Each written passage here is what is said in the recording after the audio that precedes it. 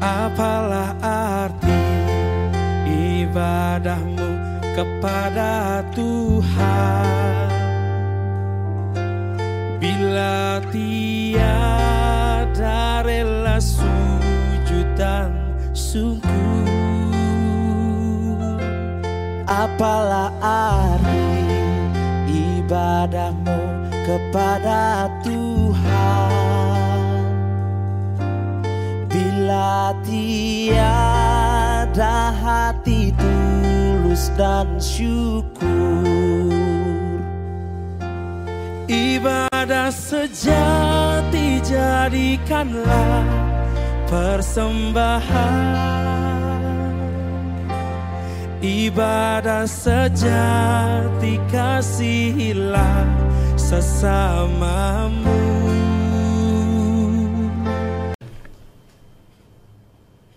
Selamat pagi, kekasih Yesus Kristus. Dari ruang kerja GKP Romangun, Majelis Jemaat mengucapkan Shalom Aleichem. Tetap setia menjaga jarak, karena kita harus bertanggung jawab untuk memutus rantai penyebaran virus corona. Tapi sebaliknya, jarak dengan Tuhan harus semakin kita perhatikan supaya kita semakin rapat dan semakin menyatu di dalam Tuhan. Ingat, celah sedikit pun akan digunakan iblis untuk memecah belah kita sehingga kita makin jauh dari Tuhan. Sapaan rohani kita hari ini sengaja saya ambil dari Imamat 25 ayat yang pertama sampai 22 tentang tahun Jubel. Karena minggu depan kita akan beribadah dengan nama minggu Jubilate. Kalau kita simak artinya dari Almanak, di sana dituliskan, bersorak-soraklah bagi Allah, hai seluruh bumi. Itu didasarkan pada Mazmur 66 ayat yang pertama. Kalau kita mencoba melihatnya, sepertinya nggak begitu pas landasan itu. Seharusnya masih ada sebenarnya landasan di Perjanjian Lama tentang kata Jubilate ini yang bersumber dari kata atau tahun Jubel, yakni satu pesta yang sengaja dipersiapkan Tuhan bagi bangsa Israel untuk pembebasan masyarakat yang tercecer, termiskin, terpinggirkan, teraniaya, terbelakang. Karena dalam setiap era, dalam setiap zaman, 5 kondisi teror yang saya sebutkan tadi selalu ada dan selalu muncul sebagai sisa-sisa dari kompetisi kehidupan. Karena tanpa kita sadari, kehidupan kita kan selalu berkompetisi. Maka di dalam kompetisi itu ada yang hidupnya sukses, baik secara ekonomi atau apapun, tapi sisa-sisanya kebanyakan ada orang-orang yang terbelakang, tersingkirkan, termiskin, teraniaya, dan terbelakang, dan lain-lainnya. Mengapa terjadi itu? Banyak faktor. Kalau zaman dulu gampang kali dilihat kenapa tercipta masyarakat yang terpinggirkan, terbelakang, dan teraniaya ini. Karena faktor perang. Jadi orang yang kalah perang langsung kehilangan segalanya. Kehilangan hartanya, kehilangan keluarganya, bahkan kehilangan dirinya kalau dia masih hidup. Kalau enggak, dia udah dibunuh. Kalau dia hidup, dia kehilangan dirinya. Dia bisa diperlakukan jadi apapun, jadi budak dan lain sebagainya. Maka terjadilah masyarakat-masyarakat yang kita sebutkan tadi, orang-orang yang terpinggirkan, orang-orang termiskin, teraniaya, tercecer, dan lain sebagainya. Jangankan di masyarakat yang doyan perang, tapi masyarakat kita juga tanpa perang seringkali terjadi, dan justru banyak orang-orang yang seperti itu. Sebagaimanapun majunya satu negara, tapi orang-orang seperti ini selalu tersisa, selalu ada. Kenapa? Banyak faktor yang terjadi memang membuat orang menjadi termiskin, teraniaya, tercecer, terlupakan, dan lain sebagainya. Faktor pertama mungkin kematian. Kalau seorang ayah, seorang bapak masih dalam usia muda, dia meninggalkan anak-anak dan istri, padahal dia sebagai tulang punggung, dalam perekonomian rumah tangga, dan tulang punggung juga dalam hal kerohanian dan moral anak-anaknya, maka ketika dia meninggal, keluarganya akan mengalami banyak masalah. Ya, ada yang tidak bisa sekolah lah, ada yang tidak ada yang menasihati dan lain sebagainya. Maka kelanjutannya tercipta tadi jurang tadi, ada kemiskinan, ketertinggalan dan lain sebagainya. Ada juga karena penyakit apalagi cacat. Ada orang dari dulu lahir dengan buta, maka identik dengan kecacatan itu seringkali menjadi diikuti dengan kemiskinan, bahkan dilupakan. Saya sering melihat ada anak-anak yang cacat justru disimpan di rumah, tidak dibawa ke sekolah yang spesial untuk itu, sehingga mereka bisa digunakan, dikembangkan sebagai anak-anak yang sesuai dengan kemampuannya. Ada juga ini terjadi karena keterlambatan berpikir, malas. Di mana-mana selalu ada orang malas ya. Ya, malas. Karena malasnya dia membiarkan berbagai kesempatan melewati dirinya, melewati usianya, melewati kemampuannya. Dia malas berpikir. Maka orang yang malas, ya bagaikan pintu yang berderik-derik, dan kemiskinan pun akan menjelang kehidupan. Ada juga faktor lain, akses yang sangat terbatas. Ya, ada banyak orang ingin bertani, lagi di negara kita ini begitu banyak lahan yang kosong, tapi ada banyak orang gak bisa mengerjakan tanah, gak ada aksesnya. Dibutuhkan pemerintahan yang boleh sebenarnya menjembatani bagaimana orang-orang yang terbatas ini sampai ke akses itu, sehingga mereka terbebas dari situ. Nah, karena mereka yang nggak bisa sampai ke akses itu, maka terjadilah yang kita katakan tadi, termiskin, teraniaya, dan lain sebagainya. Bahkan mungkin karena bencana alam, ya, lalu tiba-tiba terjadi malapetaka, hilang semuanya. Jadi walaupun bukan di negara yang sedang berperang, karena perang kan selalu identik dengan kemiskinan, bencana juga identik dengan kemiskinan, kemalasan identik dengan kemiskinan, pendidikan yang terlambat dengan kemiskinan, penyakit dengan kemiskinan, keterbelakangan dan lain sebagainya. Itu selalu ada di tengah-tengah kehidupan kita. Oleh karena itu, Tuhan tahu apa yang bakal terjadi dalam kehidupan kita, apa yang terjadi dengan kehidupan umat manusia. Tuhan tahu kalau kondisi ini akan selalu terjadi di dalam kehidupan. Itu sebabnya pernah Tuhan Yesus mengatakan kepada para murid-muridnya dan kepada orang yang mengkritikinya, "Aku hanya sebentar lagi ada di tengah-tengahmu, tapi orang miskin selalu ada di sampingmu." Selalu ada.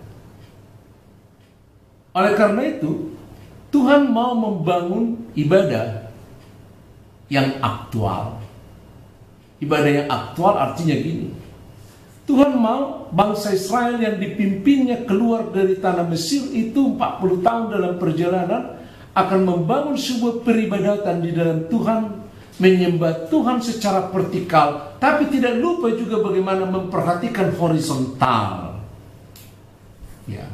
Jadi ibadah yang aktual itu adalah ibadah yang mengekspresikan hubungan kita dengan Tuhan, membangun relasi kita dengan Tuhan, tetapi juga yang memperhatikan sebagai aktualisasi dari ibadah itu adalah memperhatikan masyarakat sosial yang ada di sekitar kita. Kenapa demikian? Allah itu kan kasih. Kalau Allah itu menikmati penyembahan dari umatnya, maka dia juga mau supaya masyarakat yang lain menikmati itu sebagai orang yang dikasihinya, menikmati itu. Maka penyembahan kepada Tuhan seharusnya diperhatikan secara horizontal, bagaimana kita juga membantu, menolong, mengangkat harkat manusia yang ada di sekitar kita. Ibadah yang tidak memiliki aktualisasi adalah merupakan suatu kebohongan.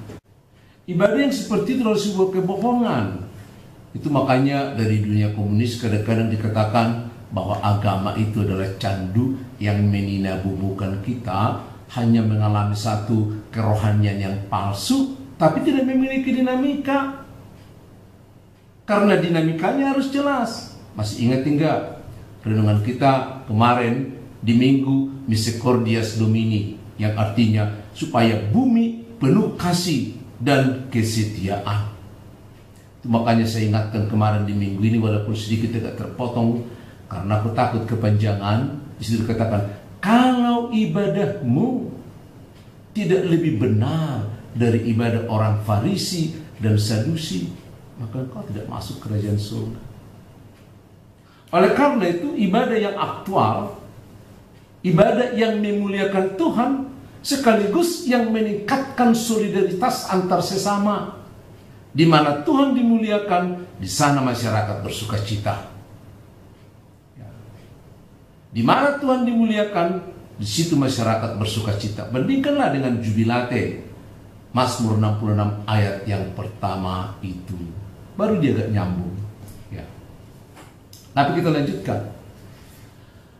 Pada awalnya Tuhan mau membangun ibadah itu dengan Keluaran yang ke-20 ayat yang ke-8 sampai ayat yang ke-11, di mana dia mengingatkan kalau bangsa Israel bekerja dalam 6 hari, tapi hari ke-7 harus menjadi satu hari peribadatan di tengah-tengah bangsa Israel. Mereka harus menguduskannya. Demikian dituliskan dalam Keluaran pasal yang ke-20 ayat yang ke-8 sampai ayat yang ke-11. Kami baca gini firman Tuhan.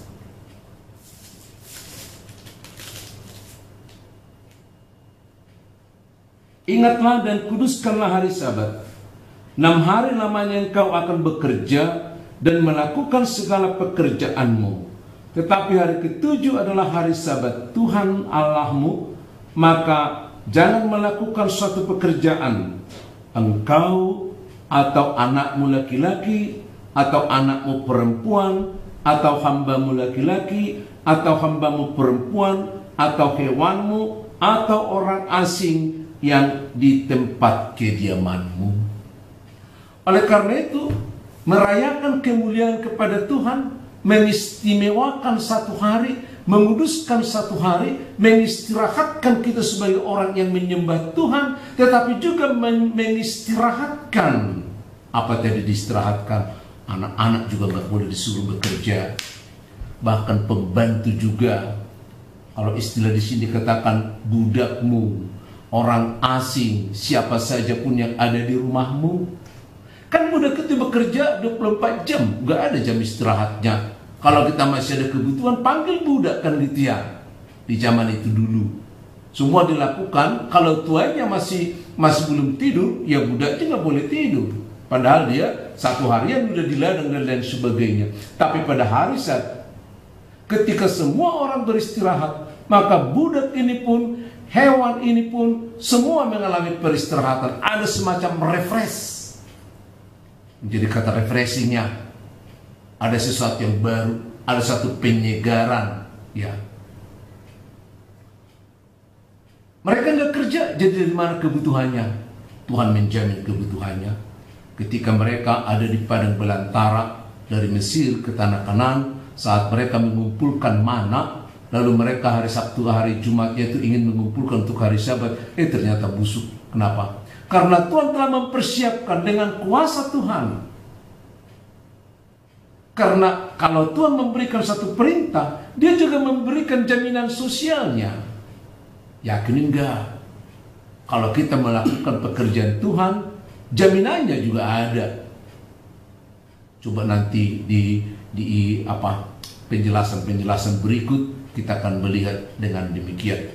Oleh karena itu, ketika hari Sabat itu sekali seminggu dilakukan, ternyata sesuatu yang menggembirakan di dalam kehidupan itu.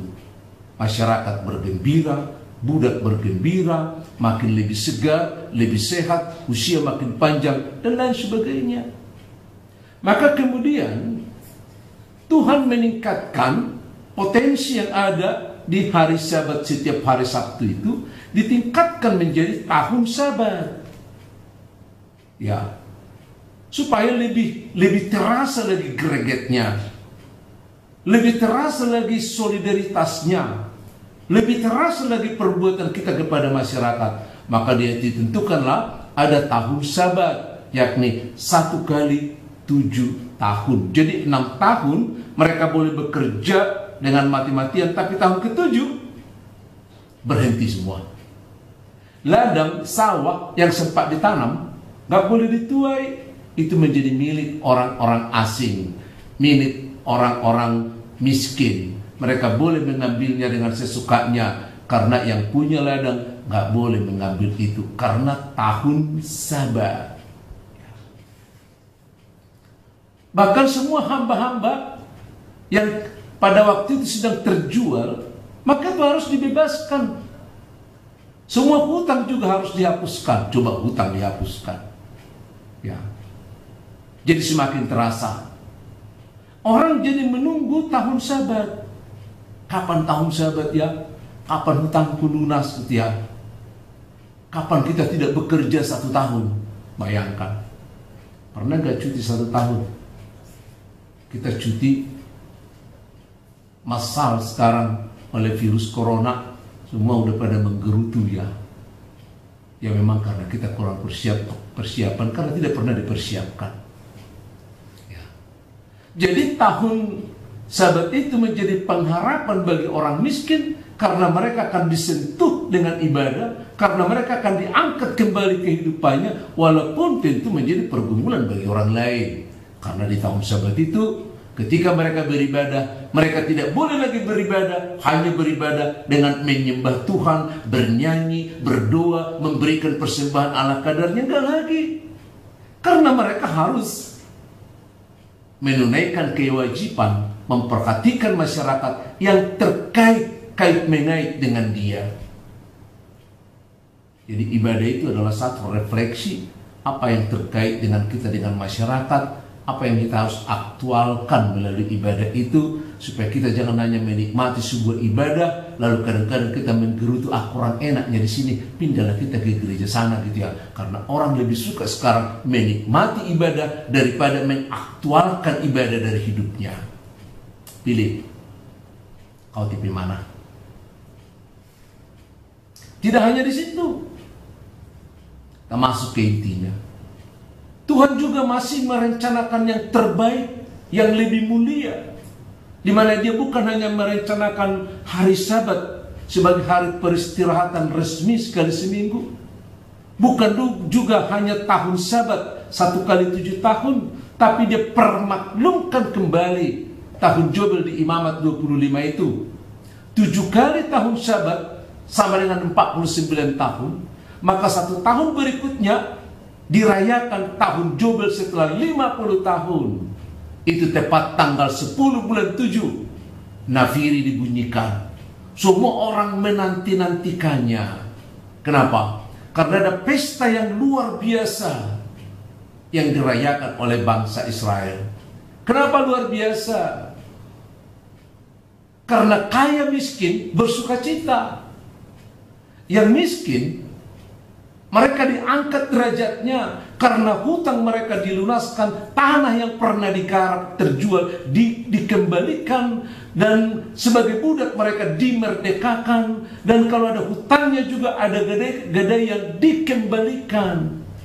Tapi orang-orang yang kaya juga bersukacita karena mereka memberikan dengan rasa tanggung jawab, terasa pemberian mereka itu. Terasa ibadah itu adalah sebuah pembebasan. Lalu ibadah sebuah pembebasan. Kita dibebaskan dari semua tetek bengeknya. Bahkan kita membebaskan orang yang sedang menderita. Pada saat tahun Jubel terjadilah pemulihan. Pada saat itulah terjadi sorak-sorai. Orang gak diajari juga udah bersorak-sorai. Kenapa? Karena orang dibebaskan. Maka tahun Jubel itu diangkat menjadi tahun Jubilate atau Minggu Jubilate, supaya semua orang, supaya semua penuh bumi ini dengan sukacita. Tetapi bagaimana bersukacita kalau tidak ada yang membebaskan? Ya, ini yang menjadi harapan kita. Maka setiap kita merayakan Minggu Jubilate seperti minggu yang akan datang, kita juga harus meninjau ibadah kita. Apakah ibadah kita hanya sekedar terpaksa kita beribadah, ataukah ibadah kita hanya ikut-ikutan supaya bisa juga dikatakan sebagai orang Kristen, ataukah ibadah kita itu ya begitulah apa adanya. Tapi ingat, apapun motivasimu beribadah, Amos mengingatkan kita. Coba perhatikan di Amos yang kelima, ayat yang ke-21 sampai 24. Ketika bangsa Israel melakukan ibadah dengan luar biasa, mereka membawa ternak yang tambun, mereka membawa korban-korban bakaran, mereka membuat nyanyian yang luar biasa, mereka membuat hari raya yang luar biasa besarnya. Coba lihat di ayat yang ke-21. Ternyata Amos sebagai hamba Tuhan, atas nama Tuhan memerintahkan di ayat 21, aku benci perayaan dan perkumpulan. Ayat 22 dikatakan, korban persembahan dan korban bakaranmu aku tidak suka. Padahal itu sudah dipersiapkan dari rumah, diserahkan kepada imam. Imam juga sudah dikuduskan, membuat api pembakaran, ada orang yang memotong, ada yang membakar, dan lain sebagainya. Dengan semua tenaga yang dikeluarkan, Amos mengingatkan atas nama Tuhan, persembahan dan korban bakaranmu aku tidak suka. Bahkan korban keselamatan lembu tambun aku tidak mau pandang, katanya. Lalu yang Tuhan mau apa? Suara kita bernyanyi, bikin kor, paduan suara. Ayat 23 diingatkan, lagu gambusmu dan keramaianmu jauhkan dari saya, aku tidak mau dengar. Kenapa ya? Kuncinya ayat yang ke-24. Apapun yang kita lakukan dalam ibadah kita, sebagus apapun ibadah kita, tapi kalau kita membiarkan keadilan dan kebenaran, dalam bahasa Yunani katakan sedek, yang menjadi sedekah. Pengemis seringkali mengatakan, saya meminta sedekah, saya meminta keadilan, saya minta kebenaran, saya minta kepedulian, saya minta tanggung jawabmu. Tuhan lebih memperhatikan penderitaan umatnya daripada persembahan yang kita berikan. Dia tidak bersukacita, dia tidak merasa dimuliakan, sementara anak-anak yang dikasihinya di sekitar kita mengalami penderitaan, mengalami kezaliman, yang tertinggalkan, terpinggirkan, teraniaya, terlupakan, dan lain sebagainya. Yang diminta dari kita, biarlah keadilan dan kebenaran seperti sungai yang selalu mengalir. Saudara-saudara, kalau hari Minggu 3 Mei kita masuk ke Minggu Jubilate, artinya bersorak-soraklah bagi Allah hai seluruh bumi. Pertanyaan pertama, apakah kita orang yang sudah turut bersorak bersama seisi bumi karena perbuatan Allah, khususnya karena kepedulian sesama, boleh kita rasakan dalam hidup ini? Yang kedua, apakah kita manusia yang beribadah kepada Tuhan sehingga turut membebaskan, sehingga orang yang ada di sekitar kita merasa nyaman, merasa tentram, merasa diperhatikan, merasa ditolong? Ataukah kita hanya sekedar penonton dalam sebuah ibadah? Kalau tidak suka, kita cari yang lebih baik. Kalau tidak suka, kita cari yang berkenan di hati kita. Kita menjadi konsumeris ibadah yang tidak akan membawa pertumbuhan iman, tidak akan memuliakan Tuhan, karena yang diminta bukan penonton, Saudara-saudara, Minggu Jubilate, biarlah semua bumi ini, seisi bumi ini boleh bersorak-sorak di hadapan Tuhan. Tentu kita dilibatkan sebagai mitra kerja Tuhan, memberikan perhatian, memberikan salam, memberikan pertolongan bagi sesama kita, supaya mereka juga dapat memuliakan Tuhan. Shalom. Ibadah sejati jadikanlah